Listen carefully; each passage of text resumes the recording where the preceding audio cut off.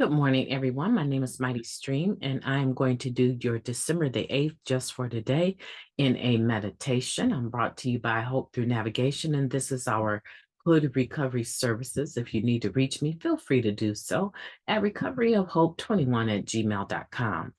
The title of today's meditation is Calling a Defect a Defect. When we see how our defects exist in our lives and accept them, we can let go of them and get on with our new life. That comes from the basic text, page 35.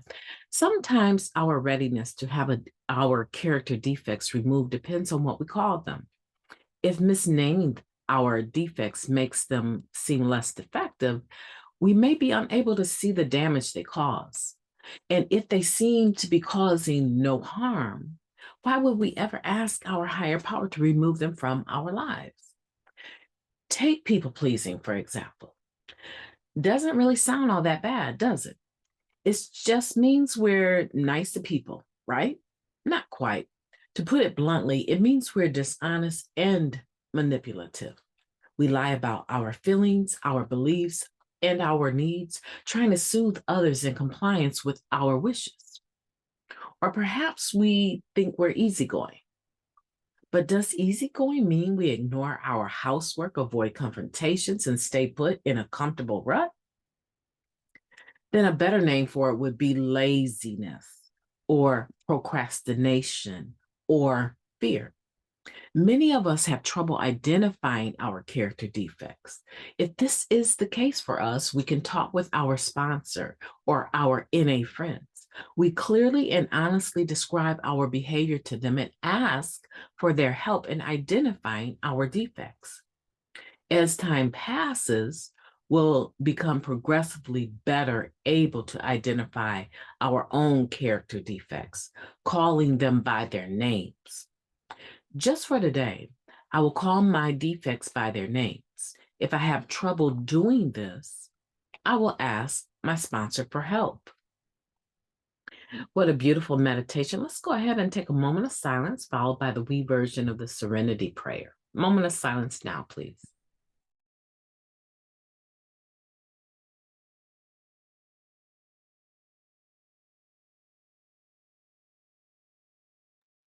Thank you, God. Grant us the serenity to accept the things we cannot change, the courage to change the things that we can, and the wisdom to know the difference. Just for today, please and thank you.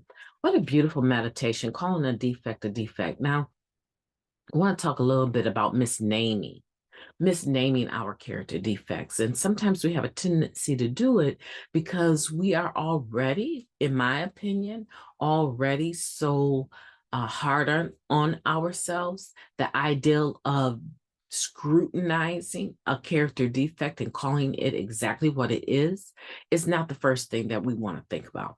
We're already having a hard time with other things, other behaviors that we have in our life. So if my personality is a problem, I'm not really interested because now I'm clean, right? Now I'm trying to survive and I'm trying to make sure people don't cross boundaries. So some of those things that might be character defects, when in the beginning stages and maybe even later in recovery, I'm not looking at them like they're character defects. I'm looking at them as survival skills.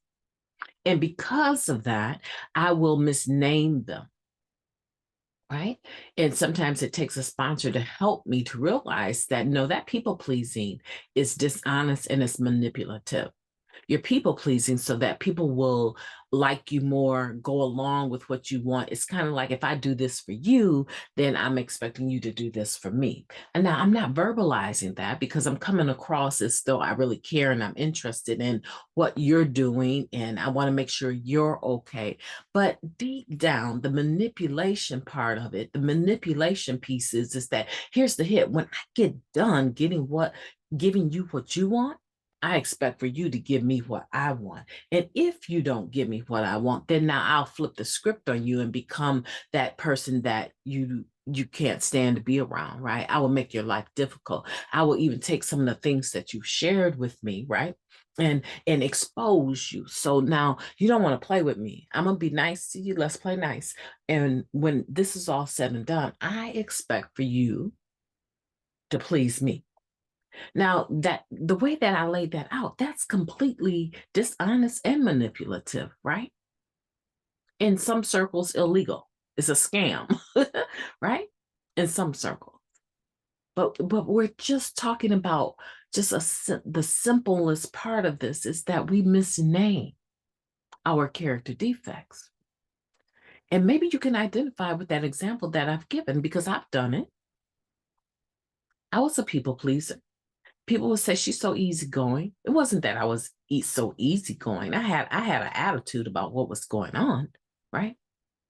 But I didn't want you to know that I had an attitude with what was going on. So I pretended to be easy and calm about it so that I wouldn't have to deal with any confrontation. It served my purpose, right? And so I'm giving you a good example of how this particular meditation, how you can take it and internalize it and figure out where you're at with your character defects. Because if you don't recognize them for what they truly are, you're never going to be in a position where you can ask your higher power to remove them from you because you don't think they're a problem, right? You don't think that's a problem.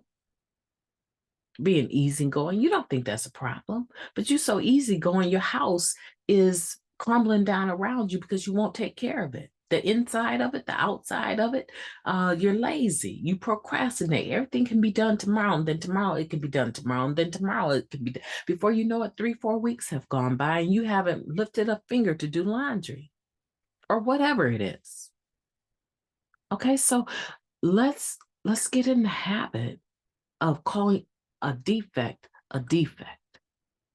It doesn't mean that you're morally bad, that you are an awful human being. What it means is that you've developed some ways that need to be corrected. My name is Mighty Stream, and I've enjoyed talking to you today. I'm going to be talking to you again in a short period of time, but I've enjoyed this time with you. Make today, December 8th, the best December 8th that you've ever lived.